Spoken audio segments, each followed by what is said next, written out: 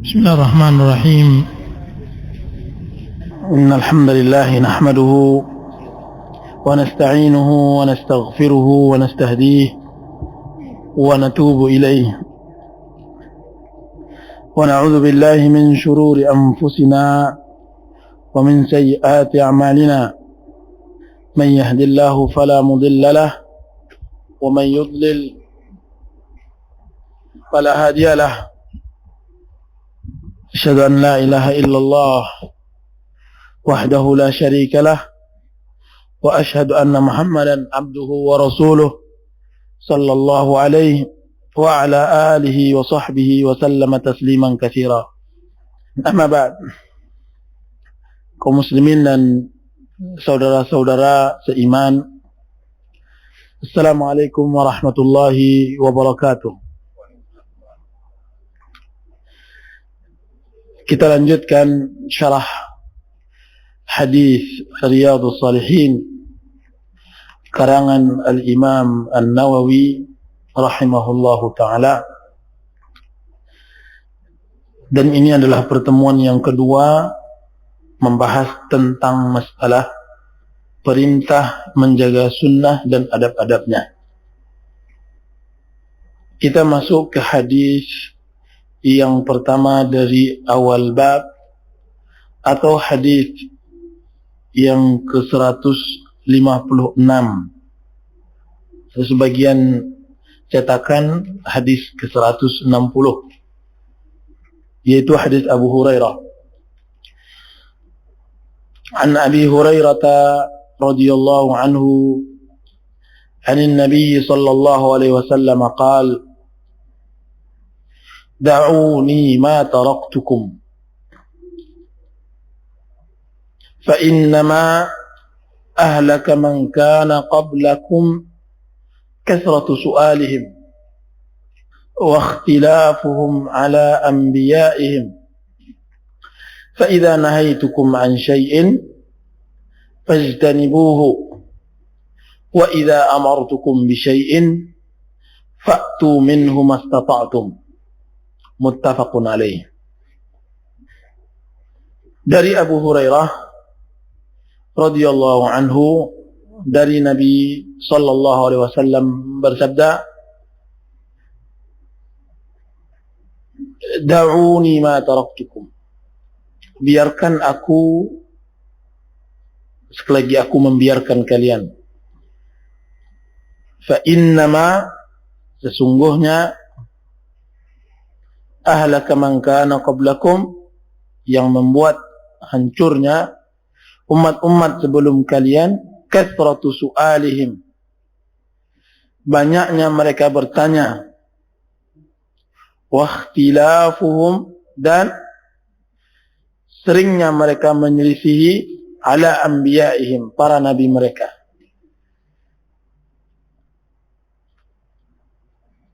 Fa'idha nahitukum an syai'in fajtanibu, jika seandainya aku melarang kalian dari sesuatu maka jauhilah, dan jika seandainya aku perintahkan kalian dengan sesuatu maka datangilah semampu kalian. Hadis muttafaqun alaih, hadis Bukhari dan Muslim.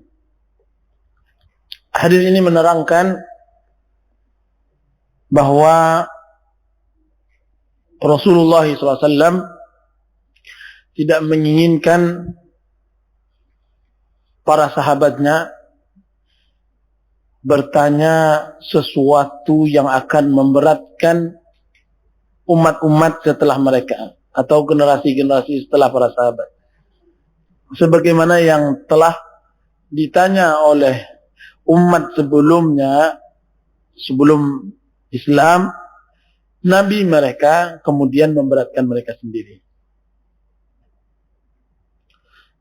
Oleh sebab itu Rasulullah SAW bersabda, sesungguhnya yang paling berat azabnya seseorang bertanya kemudian turun hukum memberatkan kepada orang lain karena pertanyaannya tersebut.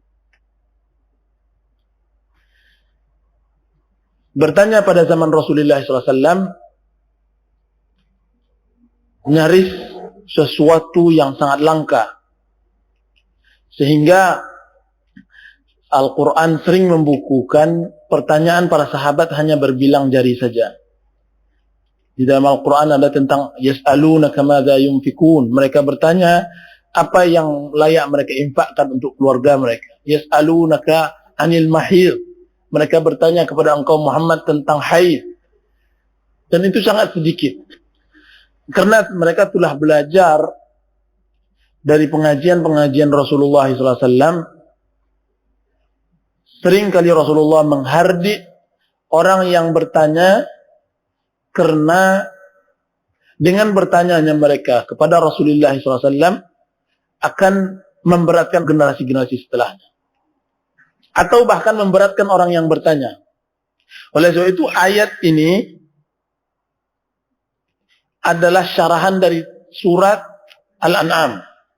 Allah Subhanahu wa taala berfirman, "Ya ayyuhalladzina amanu la tas'alu an asya' in tubdalakum tasukkum." Hai orang-orang yang beriman, janganlah kalian bertanya tentang sesuatu jika seandainya kalian tahu jawabannya, maka akan menyusahkan kalian. Dan hadis ini mempunyai sababul wurud. Sebagaimana ayat yang kita bacakan tadi juga mempunyai sababun nuzul.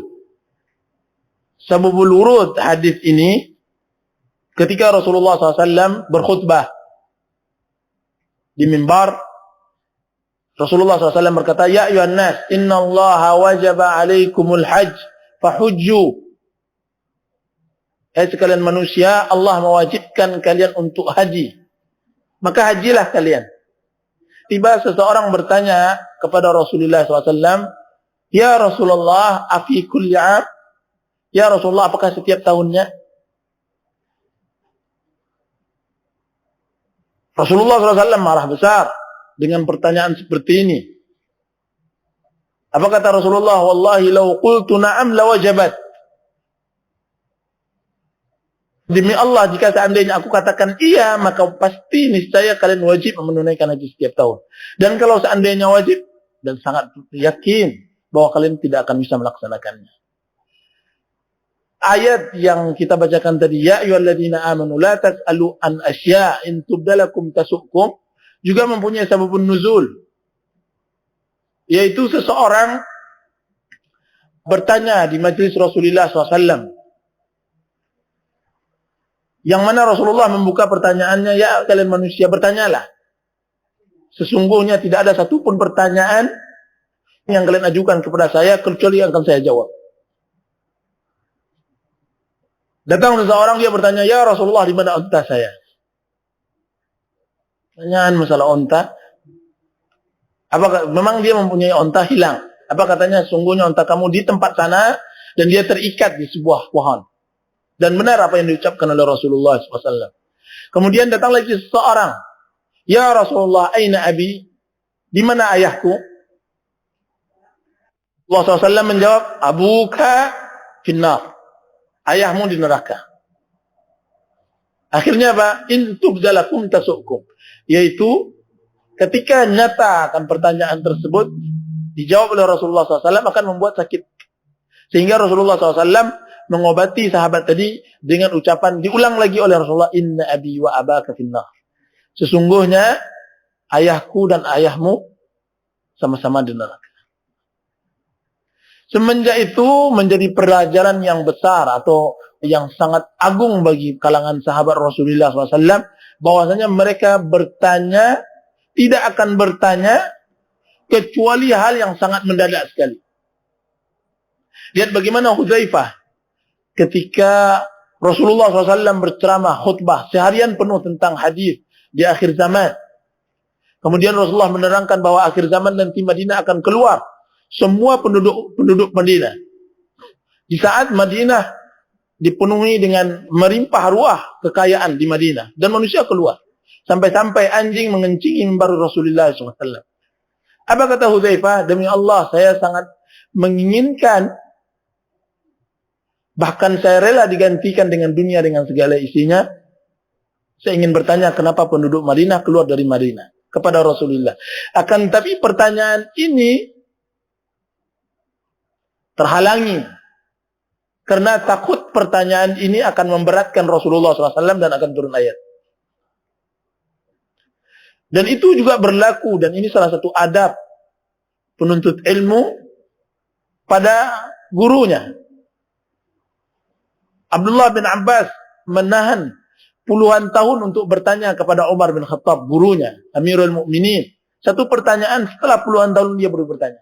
Dia katakan, ya Amirul Mukminin, sesungguhnya pertanyaan ini, siapa dua orang yang di dalam surat At-Talaq yang saling berbisik-bisikan? Dijawab oleh Umar, apakah engkau tidak tahu bahwa dialah Hafsah dengan Aisyah? Kita begitu. Itu anaknya. Apa katanya? Ya Amirul Mukminin, sesungguhnya hal ini sudah lama saya pendam, sekarang baru bisa masuk. Sekarang baru saya bertanya. Oleh sebab itu suatu hal yang berbahagia sekali kalangan para sahabat adanya orang-orang Badui datang kepada Rasulullah SAW dan bertanya. Suatu hal yang sangat berbahagia sekali di kalangan sahabat adanya orang-orang Badui dan mereka mengambil istifadah dengan pertanyaan tersebut. Dan di sini ilmu bahwa pertanyaan-pertanyaan yang datang dari orang-orang yang bodoh kadang-kadang kita sepelekan, kadang-kadang kita tertawai dan semacam. Padahal satu sisi pertanyaannya menerangkan hakikat hidupnya. Kadang-kadang pertanyaannya menerangkan sesuatu yang sangat dibutuhkan oleh kaum muslimin. Toh kalau seandainya salah mereka di dalam bertanya, mereka tidak akan dicela oleh Rasulullah SAW sebagaimana dicelanya para sahabat yang lain. Ini yang membuat mereka bangga.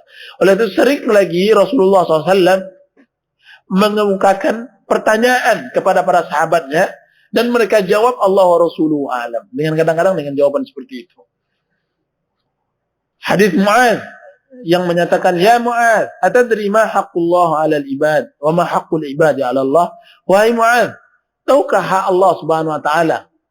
Kewajiban Allah kepada manusia dan kewajiban manusia kepada Allah? Apa dijawab oleh Mu'adz? Allah wa Rasuluhu a'lam. Allah dan Rasulnya yang lebih mengetahui. Sering kali Rasulullah SAW bertanya kepada jamaahnya, kepada para sahabat Rasulullah, atadruna mal muflis? Tahukah kalian orang yang bangkrut? Mereka pun menjawab. Kadang-kadang dengan kata-kata Allah wa Rasuluhu a'lam. Al-muflisu fina ya Rasulullah. Allah wa Rasuluhu yang lebih tahu. Akan tapi yang kami tahu orang bangkrut, orang yang awalnya kaya, kemudian hilang hartanya, habis dagangnya. Itu yang bangkrut. Apa dijawab oleh Rasulullah? Tidak. Orang yang muflis di dalam agama adalah orang yang mencela ini, orang yang mencaci ini, orang yang menghantam ini, orang yang memukul ini. Kemudian diambil dosanya nanti di akhirat, kemudian diberikan kepada orang yang dizaliminya, sampai tidak ada lagi dosa, baru diambil kebaikannya. Jadi Al-Quran juga membukukan bagaimana Bani Israel. Jadi umat yang disebutkan oleh Rasulullah, hancurnya umat ini, umat-umat sebelum kalian, hancurnya mereka, karena banyaknya bertanya kepada Nabi mereka dan seringnya mereka menyelisihi Nabi mereka. Menunjukkan bahwa hancurnya umat itu tidak hanya dengan bala, dengan bencana, dengan musibah alam. Akan tetapi bahkan sering hancurnya umat karena mereka menyelisihi Rasul mereka. Lihat bagaimana Bani Israel. Ketika mereka yang membuat masalah dengan Nabi Musa alaihissalam. Yang cerita diturunkannya Baqarah, surat Baqarah. Menerangkan sapi betina. Antum tahu semua ceritanya. Bahwa ada di zaman Bani Israel seorang paman yang kaya raya. Kemudian dia memiliki keponakan yang sangat dia sayangi. Akan tetapi keponakan ini dia begitu tamak dan labah. Sehingga menunggu kematian pamannya untuk mendapatkan warisan adalah hal yang sangat lama. Pekerjaan yang sangat lama. Akhirnya dia bunuh. Secara diam-diam. meninggal. Tapi untuk menutupi perbuatannya, dia ikut bersedih, dia ikut menghubungikan, dia ikut dan semacamnya. Bani Israel mempunyai kecurigaan kepada keponakannya ini, akan tapi tidak mempunyai bukti. Yang akhirnya mereka datang kepada Musa alaihissalam. Tolonglah. Apa kata Nabi Musa? Sangat mudah sekali. Kalian potongkan kepada saya sapi betina, kemudian kalian pukulkan kepada yang mati tersebut, dia akan berbicara siapa yang membunuhnya. Balik mereka. Kemudian rapat punya rapat, mereka bilang, wah ini hal yang sangat luar biasa, ini yang sangat mukjizat, mestinya ini sapinya berarti juga sapi yang luar biasa. Mereka datang Nabi Musa alaihissalam. Katanya, ya Musa, kira-kira sapi yang bagaimana yang kami harus pilih? Nah, di sini timbul musibah mereka, di sini timbul bencana. Ya udah, kalau kalian gitu, pilihlah sapi yang tidak pernah dibajak. Balik lagi, kemudian mereka, oh ini luar biasa, ini nggak cukup, ini banyak sekali sapi yang nggak dibajak. Pergi lagi mereka datang. Kemudian mereka berkata bahwa, ya Musa, apa kira-kira ciri-ciri lain? Mungkin kemudian Nabi Musa alaihissalam menerangkan ciri-ciri yang akhirnya nyaris mereka tidak bisa melaksanakannya. Bukan tidak mau, tidak bisa melaksanakan. Mereka bertanya tentang warnanya. Launuha safra'u launuha tasurun nazirin. Kuning, keemas-emasan, tidak pernah dibajak, belum pernah kawin, belum ini, nggak didapatkan. Sampai mereka bertanya setelah itu kepada Nabi Musa, kalau begini caranya, ciri-cirinya, kemana mau kami cari sapi itu? Nggak bisa juga mereka. Akhirnya tunjukkan oleh Nabi Musa, kalau kalian ingin mendapatkan sapi tersebut, tuh, cari di daerah sana jauh. Ada seorang bujangan yang mempunyai orang tua yang dia berbakti kepada kedua orang tuanya. Aturannya dia beli murah, mereka beli murah, akan tapi terpaksa mereka membeli dengan emas yang berat. Yang juga memberi keuntungan bagi bujangan yang berbakti kepada kedua orang tuanya itu dengan menjual sapinya tersebut. Sudah itu munasabah, hubungan hadis ini dengan judul bab kita, yaitu menjaga sunnah dan adab-adabnya, adalah kalimat yang berikutnya. Fa idza nahaitukum an syai'in fajtanibuhu. Jika seandainya aku melarang kalian dari sesuatu, maka jauhilah. Dan jika seandainya aku perintahkan kalian dengan sesuatu, maka lakukanlah semampu kalian. Intinya bahwa syariat, dan ini penting, intinya bahwa syariat adalah perintah dan larangan. Tentang masalah khabar dan berita itu adalah ziyadah, keutamaan dari Allah yang alhamdulillah Allah telah mengkabarkan. Oleh sebab itu banyaknya kehancuran dan marahnya Rasulullah SAW dari hadis-hadis yang kita bicarakan tadi, itu penyebabnya bukan tentang masalah seputar perintah dan larangan, tapi seputar kabar, berita. Warnanya apa, ayahnya di mana, ontanya di mana. Seakan-akan ingin mengecam para rasul bahwa mereka tidak mengetahui hal-hal yang seperti itu. Memang mereka tidak mengetahui, kan, tapi jelas mereka rasul yang dibantu dan ditolong oleh Allah Subhanahu wa taala dan dikabarkan tentang hal yang gaib. Maka merugilah seseorang yang hidupnya membiasakan mempelajari Al-Quran dan Sunnah untuk mencari-cari berita-berita yang ta'ajub dan ajaib-ajaib. Padahal bukan itu di intinya Al-Quran diturunkan. Al-Quran diturunkan untuk melaksanakan perintah yang ada di dalamnya dan menjauhi larangan yang ada di sana. Tidak perlu Anda mengkaji anjing yang dibawa oleh Ashabul Kahfi itu apakah jenis herder atau dia anjing kecil, warna kuning, warna putih atau bagaimana. Tidak perlu pula antum kaji apakah tongkat yang dibawa oleh Sulaiman apakah dari kayu Kayu cendana atau kayu jati atau gaharu dan semacamnya. Hal yang tidak dianjurkan oleh syariat. Oleh sebab itu ada sebagian buku yang hal ini sangat-sangat tidak mendidik kita sebagai seorang muslim yang baik. Adanya kali-kalian mengkali-kali ayat-ayat Allah Subhanahu wa taala. Ini kalau bismillahirrahmanirrahim dibagi menjadi putus 19. Itu Doktor Khalifah, siapa namanya itu? Doktor putus. Coba lihat, alhamdulillah rabbil alamin, putus 19 lagi. Dia dikatakan begitu. Seakan-akan Al-Quran disangkanya teka-teki silang.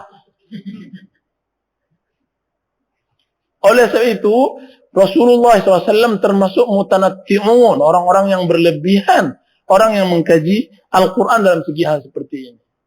Iya, memang ada i'jazul Quran. Akan tetapi kalau seandainya mengkaji Al-Quran seperti itu, maka takut kita jatuh sebagaimana jatuhnya Bani Israel. Jadi inti diturunkannya syariat menjalankan perintah dan menjauhi larangan. Dan di dalam menjalani perintah dan menjauhi larangan, Islam mempunyai kaidah bahwa perintah dilakukan semampunya, sedangkan larangan tidak ada pengecualian. Telah kita terangkan beberapa waktu yang lalu atau mungkin di majelis lain bahwa kenapa larangan dimutlakkan oleh Rasulullah SAW untuk dijauhi tanpa pengecualian. Karena larangan tidaklah harus membuat sebuah pekerjaan. Larangan hanya harus berhenti dari melakukan sebuah pekerjaan. Jadi dia tidak melakukan sebuah pekerjaan. Berbeda dengan perintah. Perintah adalah mengadakan sebuah pekerjaan yang belum ada. Larangan adalah tidak jatuh kepada sebuah pekerjaan yang memang belum ada.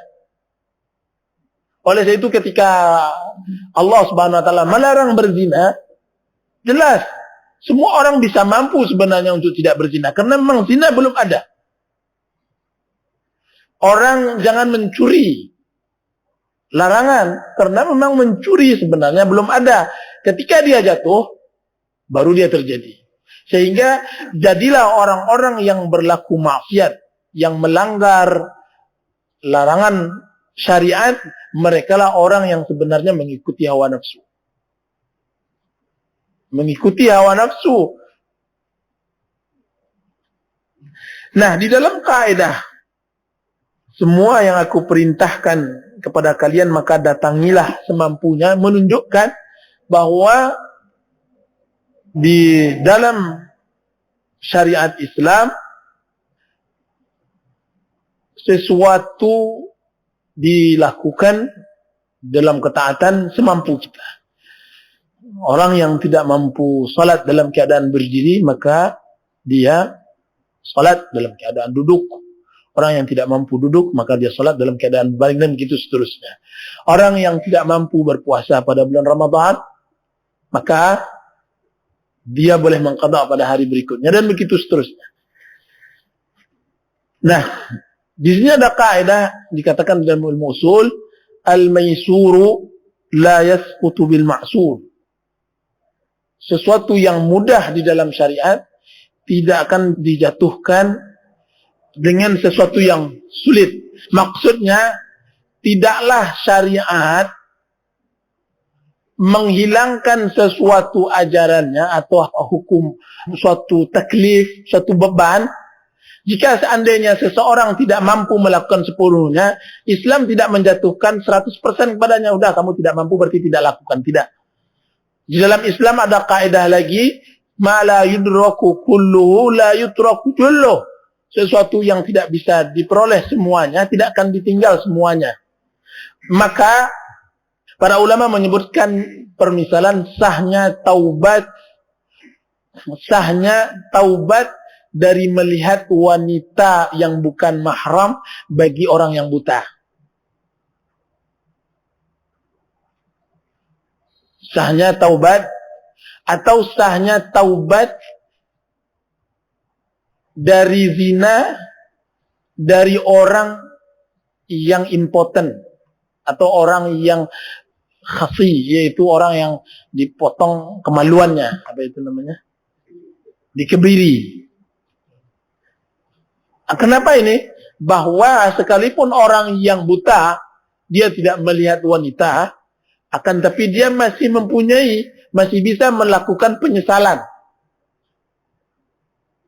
Jadi syariat tidak menjatuhkan. Jadi ketika antum tidak bisa berdiri, bukan berarti antum tidak wajib sholat.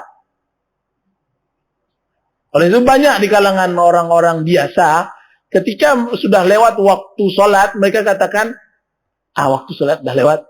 Terus kalau dah lewat, ya udah nggak sholat. Tidak ada di dalam syariat yang begitu. Sesuatu yang tidak bisa diperoleh semuanya, tidak boleh ditinggalkan semuanya. Kalau Anda tidak dapat 100%, minimal Anda dapat 10%. Kalau bisa 90%. Begitu kaidah di dalam masalah ketaatan ini. Kemudian kita masuk ke hadis yang kedua. Hadis Abu Najih Al-Irbad bin Sariyah radhiyallahu anhu qala wa'azana Rasulullah sallallahu alaihi wasallam mau'izatan balighah wajilat minha al-qulub wa dharafat minha al-uyun faqulna ya Rasulullah ka'annaha mau'izatu muwadda fa'awsina qala usikum bitaqwallah was-sam'i wat-ta'ah wa in ta'ammara 'alaykum 'abdun wa innahu man ya'ish minkum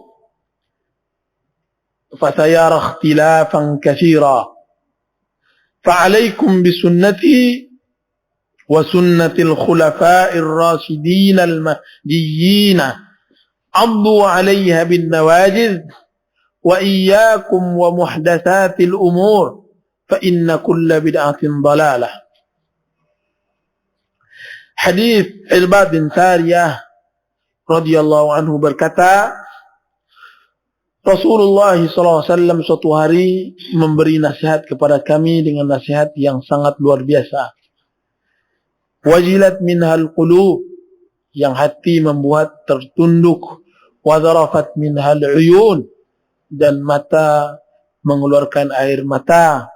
Faqulna, dan kami berkata, ya Rasulullah, wahai Rasulullah, ka'annaha mau'izatu muwaddi', ya Rasulullah, seakan-akan nasihat ini adalah nasihat perpisahan. Maka fa'ausina, maka wasiatkan kami. Maka Rasulullah SAW berkata, usikum, aku wasiatkan kalian dengan taqwa Allah, dengan bertakwa kepada Allah. Was-sam'i wat-ta'ah, dan mematuhi dan mendengar. Wa in ta'ammara alaikum abdun, sekalipun yang memerintah kalian adalah seorang hamba. Wa innahu, dan bahwasanya barang siapa yang hidup di antara kalian nanti, maka kalian akan melihat perselisihan yang sangat banyak. Fa'alaikum bisunnati, maka hendaklah kalian mengikuti sunnahku dan sunnah khulafa'ir rasyidin yang mendapat petunjuk. Hendaklah kalian pegang dengan gigi geraham kalian. Wa iyyakum, dan jauhilah oleh kalian, wa muhdatsatil umur, perkara-perkara yang baru. Fa inna kulla bid'atin dalalah, sungguhnya setiap bid'ah adalah sesat. Hadis ini hadis hasan sahih. Dan sebagian ulama mengatakan hadis ini sahih li ghairihi, naik lebih dari tinggi dari hasan li dzatihi. Hubungan hadis ini dengan judul bab menjaga sunnah dan adabnya, yaitu perintah Rasulullah SAW di akhir zaman untuk berpegang teguh dengan sunnah Rasulullah SAW, dan Rasulullah mengibaratkan haruslah kalian berpegang teguh dengannya sebagaimana kalian memegang seutas tali dengan geraham kalian. Addu 'alaiha bin nawajid. Peganglah sunnah tersebut dengan geraham. Karena memegang sunnah dengan gigi yang lain tidak cukup, dia akan putus. Dia akan patah. Kenapa harus berpegangan begitu? Ada beberapa hal, dan kenapa Rasulullah mengibaratkan dengan geraham? Karena geraham adalah gigi yang terkuat dari gigi-gigi yang lain. Karena geraham lebih kuat pegangan biasanya daripada tangan. Dan kenapa juga dengan geraham? Bahwa begitu besarnya fitnah di akhir zaman, seakan-akan membutuhkan tekanan geraham. Orang kalau seandainya sudah begitu kuat fitnah, cobaan hidup,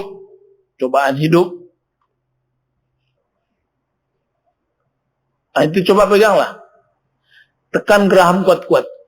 Oleh sebab itu, detik-detik yang paling berbahaya di dunia ini ketika bertemunya pedang dengan pedang, yaitu ketika di dalam jihad. Apa yang diperintahkan oleh Rasulullah SAW ketika itu? Hendaklah kalian tundukkan pandangan kalian dan gigit geraham kalian, supaya jangan terasa sakit. Oleh sebab itu ketika orang mau disuntik, diinjeksi, itu apa yang dia ekspresikan wajahnya? Dia akan menggigit gerahamnya untuk menahan sakit. Oleh sebab itu apalagi yang sangat operasi yang sangat berat sekalipun, itu disuruh menggigit kain supaya jangan tergigit lidah dan supaya bisa menahan diri. Nah itu diekspresikan oleh Rasulullah SAW dengan geraham, menunjukkan setiap detik yang dilalui di setiap zaman, di akhir zaman, detik-detik kita ini butuh keseriusan, kesungguhan untuk menegakkan sunnah, untuk menegakkan Islam. Karena fitnah hampir di setiap tempat dan setiap zaman. Nah, orang yang berpegang teguh dengan sunnah setengah-setengah, maka dia akan lepas dari sunnah. Dia akan lepas dari sunnah. Faedah dari hadis ini sangat banyak sekali. Para ulama mensyarah hadis ini di dalam sebuah kitab yang sangat banyak. Kadang-kadang satu kitab dikhususkan untuk mensyarah hadis ini. Kan tapi kita mensyarah apa yang perlu kita syarah. Yang pertama, bahwa sering kita sampaikan bahwa mau'izah, nasihat, wejangan yang membuat kita tertunduk, kadang-kadang menangis. Tidak semuanya harus dengan menyebutkan hal-hal yang menyentuh, kan tapi harusnya juga menerangkan hal-hal yang penting bagi kehidupan manusia. Menerangkan hal-hal halal dan haram. Coba lihat wasiat Rasulullah yang di pengajian. Yang wasiat tersebut semuanya adalah hal-hal yang tegas. Hendaklah kalian pegang teguh sunnahku. Bertakwalah kalian. Taatilah amir, pimpinan kalian. Dan begitu seterusnya. Jadi orang yang berdakwah dan ingin lari dari menerangkan halal dan haram untuk mengumpulkan jamaah adalah dakwah yang tidak sempurna. Dakwah yang sebenarnya ingin dia lepas dari ajaran syariat untuk mendapatkan hanya jamaah dan yang lainnya. Dan ini dakwah yang seperti ini bertentangan dengan dakwahnya para anbiya dan para mursalun. Karena bagi Islam bilangan tidaklah apa-apa. Dan lihat bagaimana zaman sekarang kaum muslimin dibentuk untuk menghargai bilangan. Karena kita memang hidup pada zaman orang mengagumi jumlah dan bilangan. Padahal ini adalah sunnah para anbiya zaman Nabi Adam alaihissalam, zaman Nabi Nuh, sampai Nabi kita Muhammad, bahwa mereka mendapatkan kaidah dari Rabb mereka, wa in tuti' aktsara man fil ardi yudilluka an sabilillah. Kalau seandainya engkau mentaati semua orang, yang kebanyakan orang di atas dunia ini akan menyesatkanmu. Dan di dalam konsep Islam, banyak tidak harus selalu menang dan tidak harus berjaya. Bahkan yang berjaya adalah kebenaran. Wal aqibatu lil muttaqin. Dan kemenangan akan dipegang oleh orang-orang yang bertakwa. Kam min fi'atin qalilatin ghalabat fi'atan katsiratan biidznillah. Berapa banyak kelompok yang sedikit mengalahkan kelompok yang banyak dengan izin Allah Subhanahu wa taala. Maka jangan tertipu dengan jumlah. Sebagaimana dikatakan oleh Abdullah bin Mas'ud, sesungguhnya kalian hidup pada masa keterasingan. Maka janganlah tertipu dengan jumlah. Sesungguhnya Ahlus Sunnati wal Jamaah adalah Ahlus Sunnah yang mengikuti yang hak sekalipun engkau sendirian. Ini yang pertama.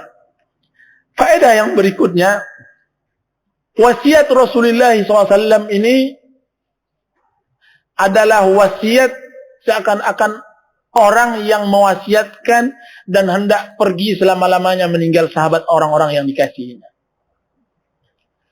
Dan wasiat ini sangat luar biasa.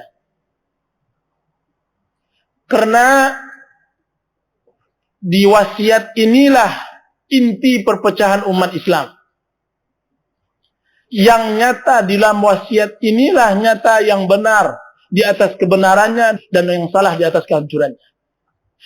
Liyahlika man halaka an bayyinatin wa yahya man hayya an bayyinah. Biar binasa orang yang binasa di atas kejelasan dan hidup orang yang hidup di atas kejelasan. Apa itu? Bahwa Rasulullah SAW menyebutkan dalam wasiatnya dua hal. Pertama, takwa kepada Allah. Dan yang kedua, mentaati pemerintahan yang sah. Disinilah tergelincirnya yang tergelincir. Rusaknya yang rusak. Menyelewengnya yang menyeleweng dari kelompok-kelompok Islam di dalam dua hal ini. Kalau tidak pada ketakwaannya kepada Allah Subhanahu wa taala, kalau tidak pada muamalahnya dengan pemerintahan yang sah. Oleh sebab itu, Rasulullah SAW memberikan jalan keluar apa? Alaikum bisunnati wa sunnatil khulafa'ir rasyidin al-mahdiyyin min ba'di. Khawarij manhajnya tidak benar di dalam masalah muamalah, cara bergaul dengan pemerintahan yang sah. Rafidhah rusak dalam segi ketakwaannya kepada Allah Subhanahu wa taala. Mereka tidak orang-orang yang bertakwa.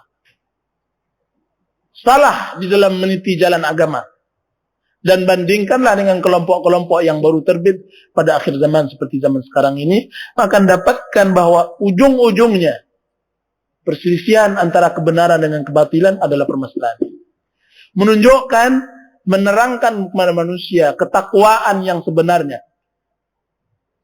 Dan menerangkan hak pemerintah yang sah dan kewajiban rakyat muslim yang baik adalah hal yang sangat patut harus kita sebarkan dan kita pahami dan kita didik generasi kita dalam sunnah seperti ini. Oleh sebab itu Rasulullah SAW mengatakan wa innahu may ya'ish minkum fasayara ikhtilafan katsira.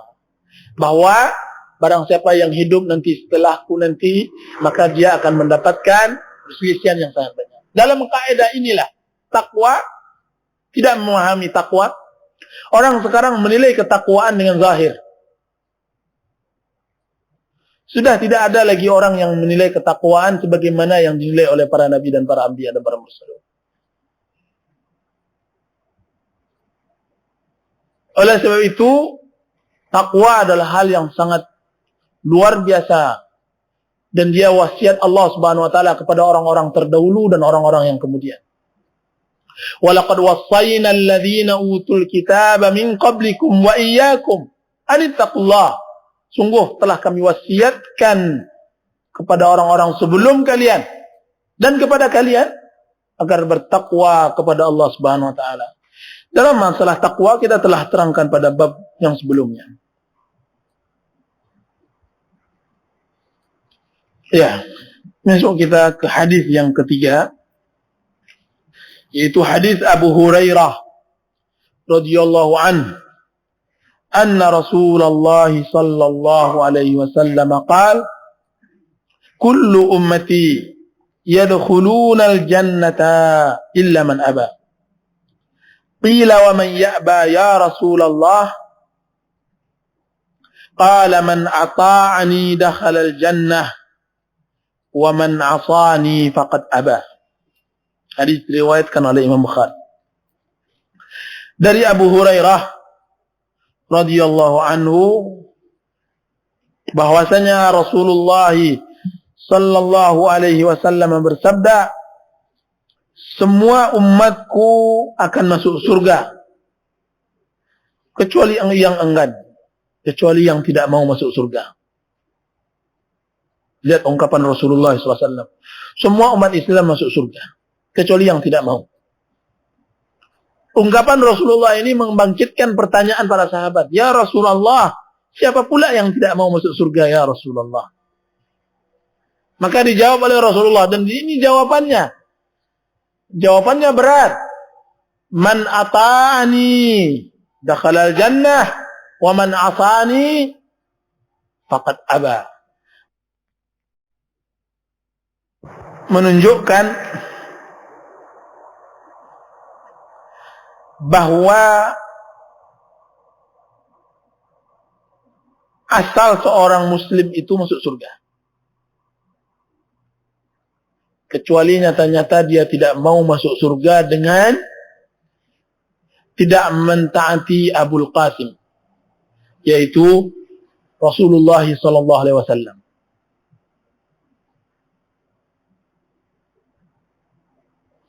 Akan tetapi permasalahan yang sebenarnya bukan orang yang mentaati Rasulullah SAW pada setiap huruf, pada setiap langkah. Karena itu hal yang mustahil. Karena itu juga tidak mampu dilakukan oleh setiap muslim. Yang maksud oleh Rasulullah SAW, barang siapa yang mentaatiku ini bukanlah orang yang benar di dalam segala hal. Karena hal itu tidaklah dituntut oleh Allah. Karena Allah Subhanahu wa taala melalui rasulnya telah menjelaskan kullu bani Adam khata'un. Setiap anak Adam mempunyai salah. Dan kesalahan anak Adam adalah akibat dari dia tidak mentaati Rasul. Akan tapi bukan ketaatan itu yang kita maksud. Akan tapi ketaatan yang dimaksud, dan itu inti, dan itu bisa dilakukan oleh setiap muslim, adalah bagaimana dia mensikapi Rasulullah SAW dan sunnahnya. Bagaimana dia menyerahkan perkara agamanya kepada Rasulullah SAW. Sebenar-benar menyerahkan. Sebagaimana yang kita terangkan pada ayat yang lalu, bahwa ciri orang yang menyerahkan diri kepada Allah Subhanahu wa taala dan mentaati Rasul, ada berapa hal yang cirinya. Kemarin kita terangkan bahwasanya Allah Subhanahu wa taala berfirman, "Fala wa rabbika," dan demi Rabbmu wahai Muhammad, la yu'minuna, mereka tidak akan beriman, tidak akan sampai kepada tingkat mentaatimu, hatta yuhakkimuka, sampai engkau dijadikan oleh mereka sebagai hakim, fima syajara bainahum, di dalam hal-hal yang mereka perselisihkan, baik masalah akhirat dan dunia mereka. Kemudian syarat yang kedua, tsumma la yajidu fi anfusihim haraja, kemudian tidak ada di dalam hati mereka rasa tidak enak keputusan yang mereka dengar dari engkau. Kemudian wa yusallimu taslima, dan mereka menyerahkan diri kepada engkau dan keputusan engkau, sebenar-benar menyerahkan diri. 3 syarat baru disebut oleh Rasulullah SAW mentaatinya. Pertama, menjadikan Rasulullah sebagai wasit, sebagai penengah pada semua perkara kita, baik masalah dunia dan akhirat. Dan yang kedua, keputusan apapun yang dibuat oleh Rasulullah SAW harus kita terima tanpa ada sedikit pun kegalauan di dalam hati. Dan yang ketiga, kita harus menyerahkan dan harus tunduk patuh dari apa yang telah diucapkan oleh Rasulullah SAW. Ini inti enggan. Ini inti berarti dia telah mentaati Rasulullah SAW. Kalau belum seperti ini, maka dia masih termasuk aba. Dan ini masalah i'tiqad. Masalah i'tiqad lebih kuat daripada masalah amal. Nah, orang kalau seandainya kita ajak begini, sulit setengah mati. Sulit setengah mati mengajak orang untuk menjadikan Rasulullah SAW sebagai wasit, penengah, sebagai hakim. Kalaupun dia mau, kita kembali kepada sunnah, kita kembali kepada Rasulullah. Akan tetapi, sebagaimana yang saya terangkan pada waktu yang lalu, dia sudah membentuk gambaran di dalam hawa nafsunya, kemudian dia paksakan sunnah tersebut sesuai dengan hawa nafsunya. Tidak pernah selama hidupnya memaksakan hawa nafsunya sesuai dengan sunnah. Yang ada pada setiap sikapnya, yaitu dia memaksakan sunnah sesuai dengan hawa nafsunya. Maka halallah riba. Makalah halal semua jual beli yang diharamkan oleh Allah Subhanahu wa taala. Halal semua usaha yang memang sudah terpaksa mereka harus usahakan. Ini yang berat. Jadi ketaatan ini bukanlah ketaatan 100%. Karena ini tidak mampu dilakukan oleh semua para sahabat Rasulullah, apalagi kita. Ketaatan inilah penyerahan diri total kepada Rasulullah. Sami'na wa ata'na. Kami mendengar dan kami taati engkau ya Rasulullah SAW. Coba lihat tentang bagaimana tidak ada sedikit pun rasa tidak puas terhadap keputusan Rasulullah. Dan ini pernah terjadi sekali dan tidak akan terulang lagi oleh para sahabat Rasulullah SAW. Keputusan yang dibuat oleh Rasulullah SAW pada perjanjian Hudaybiyah. Perjanjian Hudaybiyah ini perjanjian yang sangat luar biasa. Seorang mukmin, seorang muslim hendaknya mengkaji perjanjian ini. Karena di dalamnya banyak sekali menerangkan tentang hak-hak Rasulullah SAW. Di dalam perjanjian Hudaybiyah ini, kita tahu itu tidak mempermasalahkan tentang masalah kebutuhan manusia. Tidak menaikkan harga BBM. Tidak menaikkan harga gula minyak sehingga Anda tidak puas dengan keputusan Rasulullah. Akan tapi permasalahan agama yang sebagaimana sebagian orang tidak peduli apakah agama itu dicela atau tidak. Lihat bagaimana gundahnya para sahabat Rasulullah. Kalau harga BBM dia tidak akan peduli. Tetapi ini permasalahan agama yang diinjak oleh kaum Quraisy. Rasulullah SAW dilecehkan begitu saja oleh mereka. Terjadilah keputusan yang mana secara zahir memihak terhadap kepentingan Quraisy. Barang siapa yang datang ke Madinah dari Makkah hendaklah dibalikkan.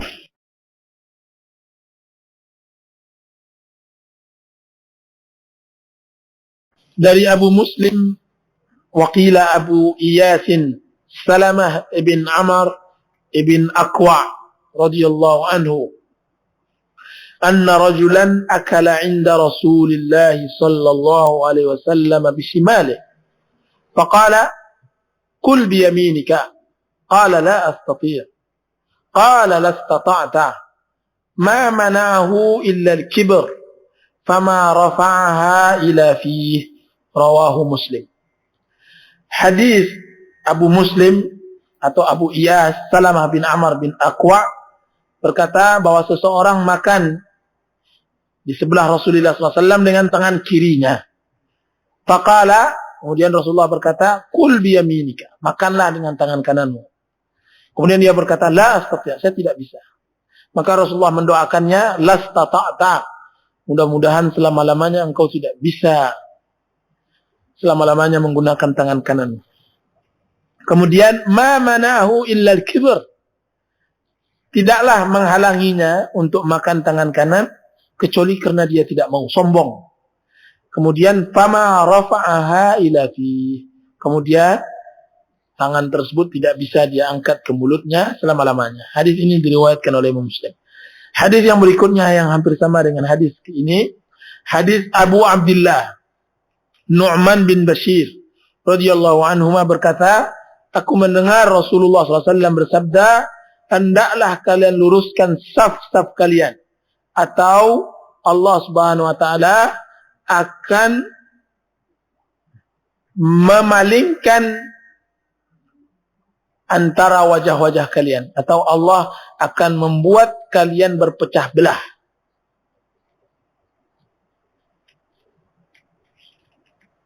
Sudah itu hadis yang berikutnya yang hampir sama, yaitu hadis Abu Musa radhiyallahu anhu qala, ihtaraqa baitun bil Madinah ala ahlihi min al-lail. Falamma hudditha Rasulullah sallallahu alaihi wasallam bi sya'nihim qala inna hadhihi an-nar aduwwun lakum fa idza nimtum fatfi'uha ankum, muttafaqun alaih. Rasulullah SAW dikabarkan bahwa pernah terbakar sebuah rumah pada masa Rasulullah di Madinah dan membakar orang yang ada di dalamnya pada suatu malam. Ketika dikabarkan oleh Rasulullah SAW tentang perkara mereka, Rasulullah berkata, sesungguhnya api itu adalah musuh bagi kalian. Jika seandainya kalian tidur, maka matikanlah api tersebut dari kalian. Hadis muttafaqun alaih. 3 hadis ini adalah satu contoh dari banyaknya contoh dari sunnah Rasulullah SAW bagaimana kita harus menerima hadis Rasulullah SAW sekalipun tidak masuk bagi akal kita.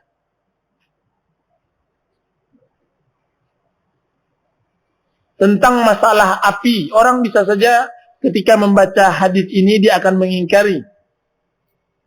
Atau orang bisa saja mengingkari sunnah ini karena sepelenya permasalahan api.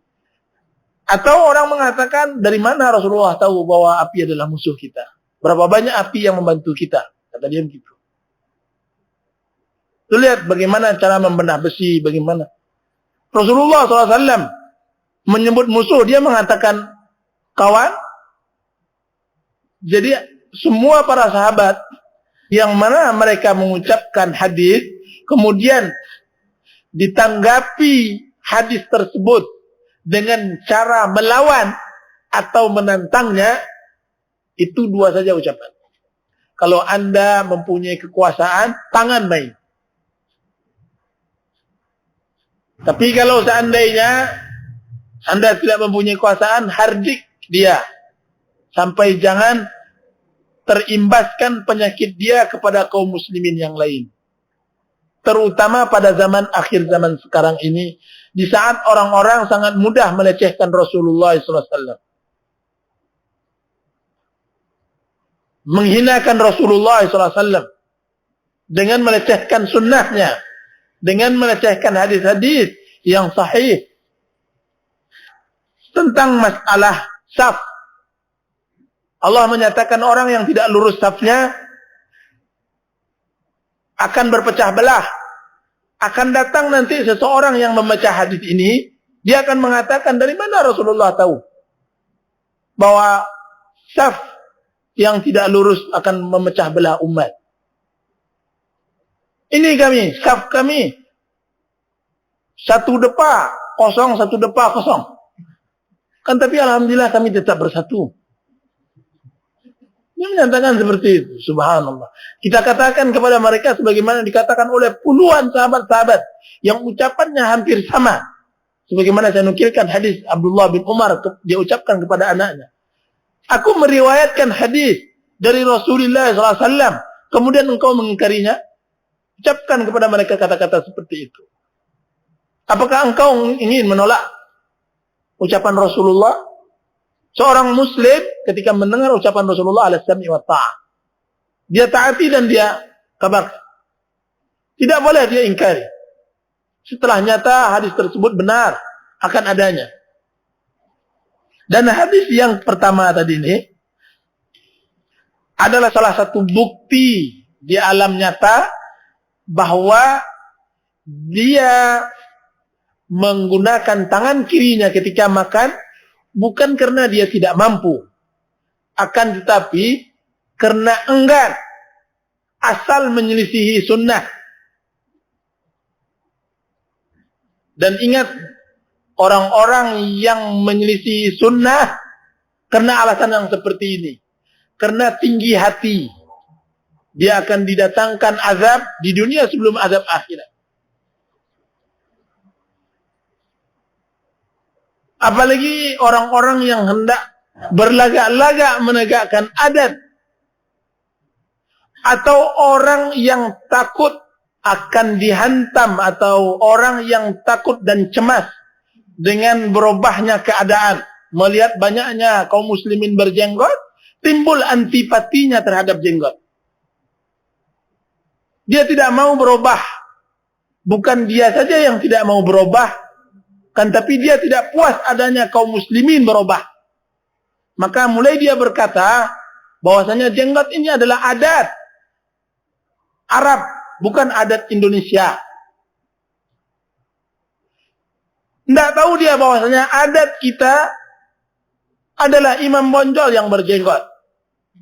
Kan tapi yang satu yang saya tidak paham bahwasanya turun-temurun kita yaitu Gajah Mada. Berjenggot. Terserah dia mau menggunakan adat Islamnya atau dia mau menggunakan adat Gajah Madanya. Tapi orang yang seperti ini, kita takut dia bukan mencela kita, kan tapi dia mencela sunnah, mencela jenggotnya. Dan lihat, akan datang suatu masa azab menimpanya di dunia sebelum azab akhir. Dan kiaskan dengan contoh-contoh yang sangat banyak di dalam kehidupan Islam. Nah, hadis tentang masalah seseorang tadi yang makan dengan tangan kiri menunjukkan bagi kita harusnya ada amar ma'ruf nahi mungkar di dalam masalah, sampai cara makan pun harus diterangkan. Jika seandainya seseorang kita dapatkan melanggar syariat di dalam cara makan, kita terangkan. Kalau seandainya terjadi kesalahan karena lupa, maka tidak masalah. La yukallifullahu nafsan illa wus'aha. Rabbana la tu'akhidna in nasina aw akhtana. Allah tidak akan memberi bebani dosa bagi orang yang lupa. Kan tapi jika seandainya penolakannya tersebut karena sunnah, maka ini tidak bisa diterima. Dan yang sangat luar biasa lagi, permasalahan makan paling banyak sunnah, masalah makan ditolak oleh orang. Mungkin pada hadis yang berikutnya tuh, masalah jilat, menjilat. La'qul asabi'. Rasulullah mengatakan kalau seandainya kalian makan, maka jilat dahulu. Atau bersih.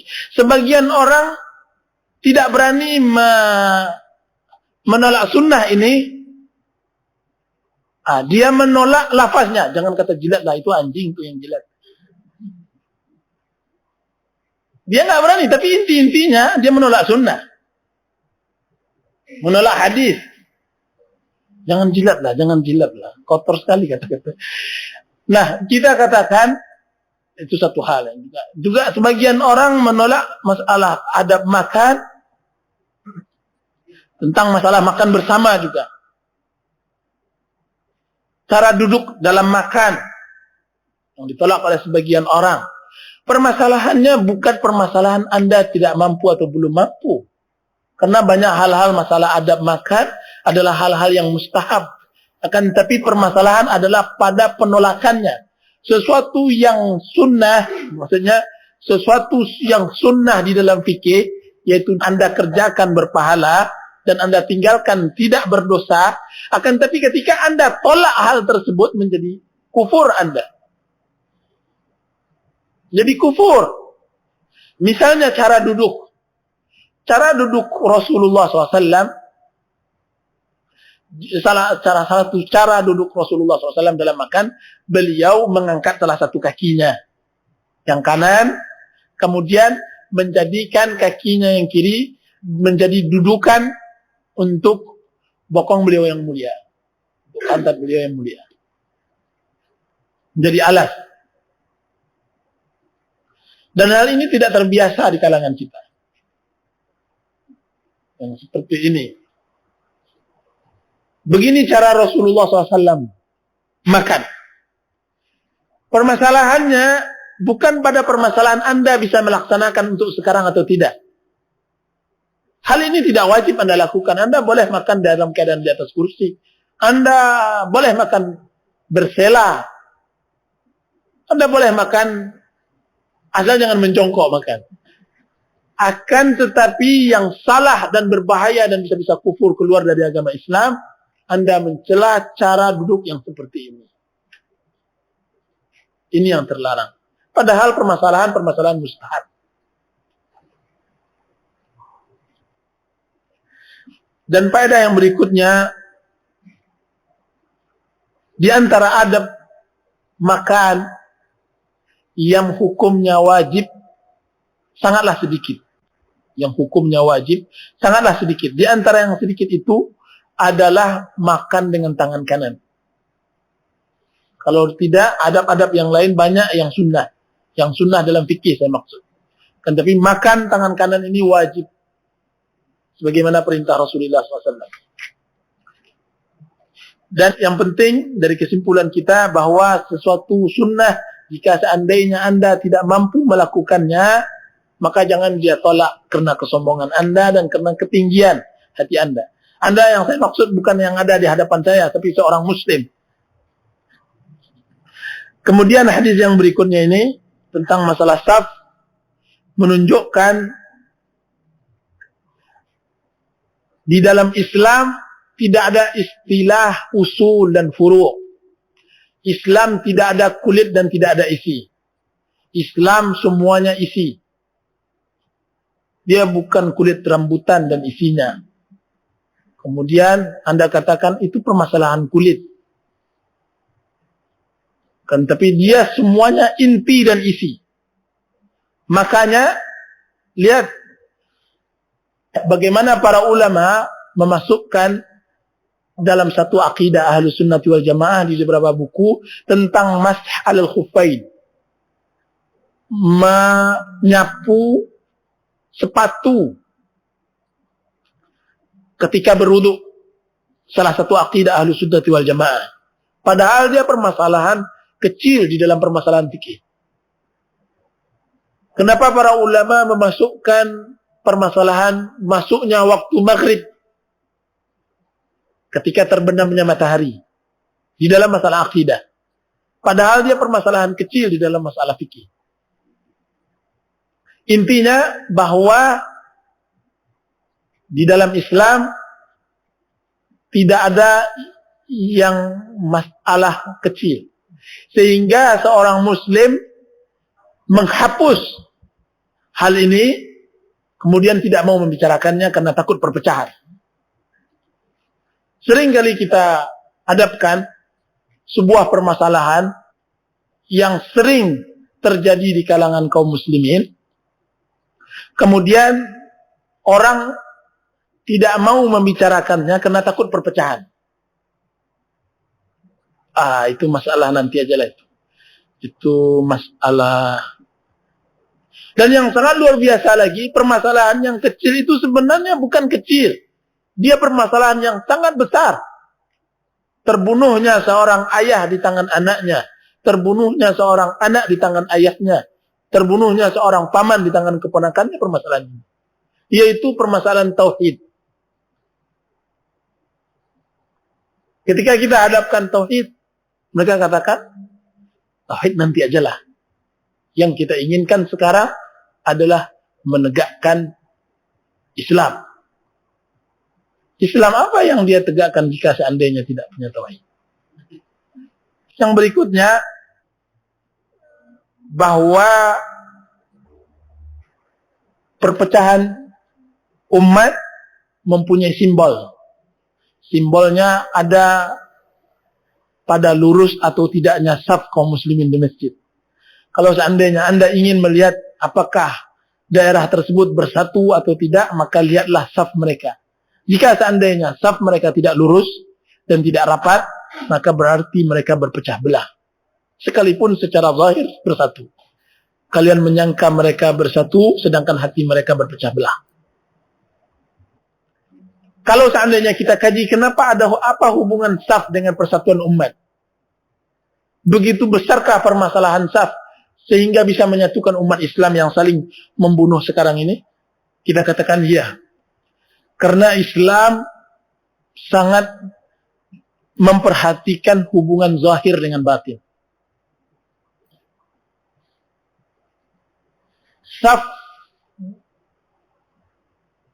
adalah simbol zahir.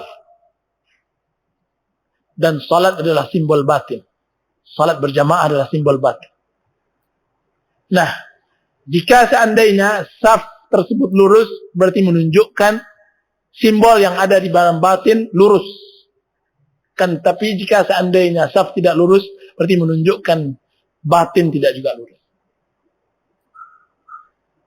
Sehingga ulama menerangkan adanya hubungan yang sangat erat antara zahir dengan batin, dan yang satu saling mempengaruhi yang lainnya.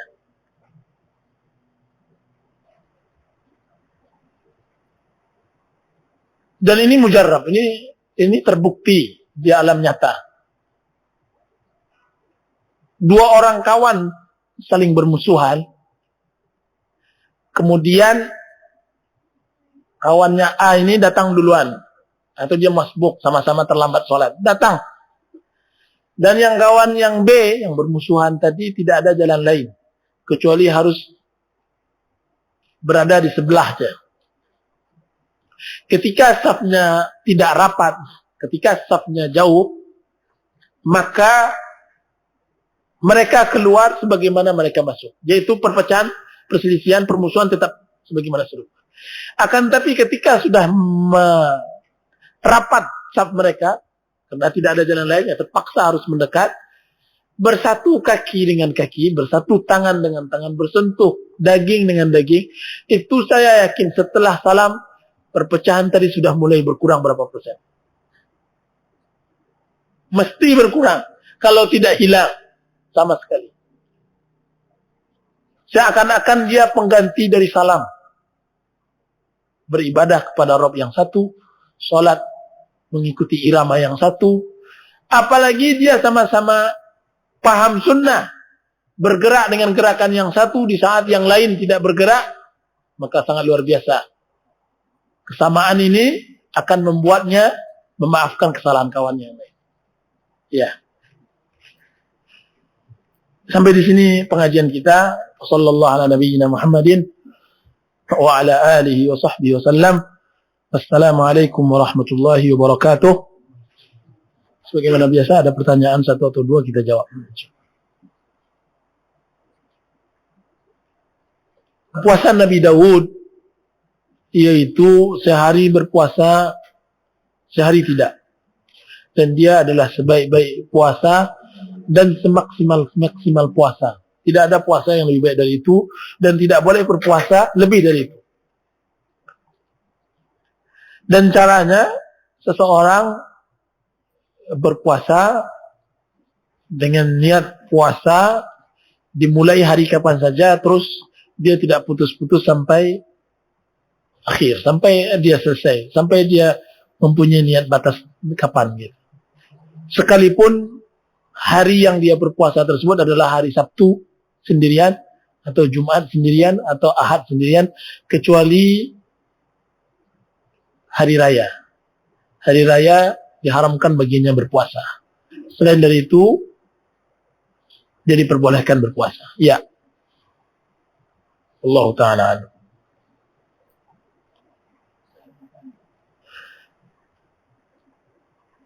Iya, boleh mendoakan buruk kepada orang yang menolak sunnah karena sombongnya. Tapi tidak boleh mendoakan buruk kepada orang yang melanggar sunnah. Beda, orang yang melanggar sunnah karena dia tidak mampu, tidak boleh mendoakan kecuali baik. Kan tapi boleh mendoakan buruk sebagaimana yang dilakukan oleh Rasulullah SAW terhadap orang yang menolak sunnah karena kesombongan. Akan tapi doa Rasulullah, doa buruk Rasulullah terhadap orang berbeda dengan doa buruk kita kepada orang lain. Rasulullah punya kekhususan. Karena Rasulullah di akhir beliau hendak wafat, beliau mengatakan, "Ya Allah, setiap seseorang yang aku doakan buruk atau yang aku laknat, maka jadikanlah doa dan laknat saya itu menjadi syafaat untuknya nanti di akhirat." Jadi ini kekhususan untuk Rasulullah SAW. Dan ini jelas bagi orang-orang yang mana Rasulullah SAW sebagai manusia biasa salah. Maksudnya manusia biasa salah ucap atau karena marah beliau mendoakan buruk atau mendoakan melaknat dan semacamnya. Bagi orang tersebut adalah laknat. Makanya salah satu contoh dari hal itu adalah doa Rasulullah SAW kepada Muawiyah.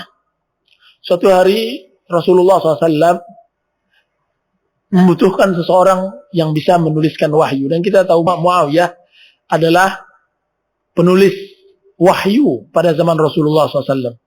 Dipanggil Muawiyah, Muawiyah juga belum datang. Ditanyakan oleh Rasulullah, "Kenapa Muawiyah?" "Ya Rasulullah lagi makan." Kemudian berapa selang waktu dikirim lagi oleh Rasulullah seorang untuk memanggil Muawiyah. Sudah 2 kali, sebentar ya Rasulullah dia lagi makan. Sampai 3 kali dia lagi makan. Sampai Rasulullah mendoakan kepada Muawiyah, apa katanya? "La asba'allahu batnak." Mudah-mudahan Allah tidak pernah mengenyangkan perutmu.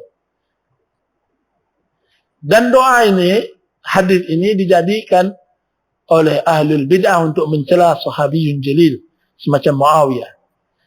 Padahal hadis ini masuk ke dalam kategori yang didoakan oleh Rasulullah buruk dan dia mendapatkan syafaatnya. Ya Allah Ta'ala alam. Ya. Ya, orang yang bangkrut. Nah, Nabi menerangkan bahwa menggunjing atau mencela, menghibahi, pertama, ghibah adalah zikruka akhaka bima yakrah. Engkau menyebutkan saudaramu dengan sesuatu yang dia tidak suka. Dan gunjing adalah engkau menyebutkan saudaramu yang tidak ada pada dirinya, yang tidak ada padanya.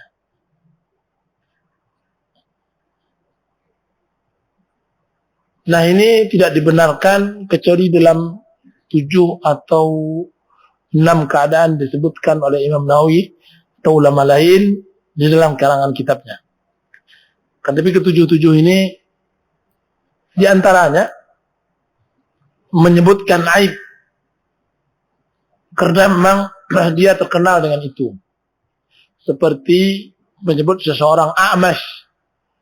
A'mash adalah orang yang matanya berair terus dan dia tidak dikenal kecuali dengan itu. Menyebut orang pincang karena dia memang pincang dan orang tidak akan kenal kalau tidak menyebut sifat itu. Dan yang kedua, pengaduan seseorang kepada qadhi. Seseorang ketika melaporkan sesuatu atau terjadi perdebatan di mahkamah, seseorang boleh menyebutkan sesuatu aib yang ada di saudaranya. Ketika islah memperbaiki, mendamaikan 2 kelompok yang bertengkar atau 2 orang yang sedang berselisih. Ini juga boleh menggibai. Kita kabarkan kepada seseorang pada orang yang mau mengislah bahwa si fulan begini dan seterusnya. 3 itu saya rasa cukup apa yang saya sebutkan. Wallahu taala a'lam. Ya. Jadi orang tadi dia tidak mau melakukan sunnah kalau tidak ada menghindari. Iya, termasuk salah satu bentuk penolakan sunnah. Karena orang-orang Mu'tazilah dan yang lainnya, mereka menolak sunnah karena tidak masuk ke dalam akalnya. Tidak masuk ke dalam akalnya. Dan akal orang tadi, mungkin dia dalam dunia kesehatan, maka ketika tidak masuk ke dalam dunia kesehatannya, sunnah tadi, maka dia tolak. Maka tidak ubahnya dia dengan Mu'tazilah dan orang-orang yang semisalnya. Mereka tolak hadis ahad, mereka tolak hadis tentang Masih, Dajjal, mereka tolak hadis tentang Mahdi dan yang lainnya karena mereka mengatakan hadis tersebut tidak masuk akal mereka. Dan dia termasuk orang yang seperti tadi. Orang yang tidak mau menerima sunnah kalau tidak bisa dicerna oleh pikiran mereka. Wallahu ta'ala. Saya rasa cukup di sini dulu pertemuan. Wa sallallahu ala nabiyyina Muhammadin wa ala alihi wa sahbihi wa sallam. Wassalamualaikum warahmatullahi wabarakatuh.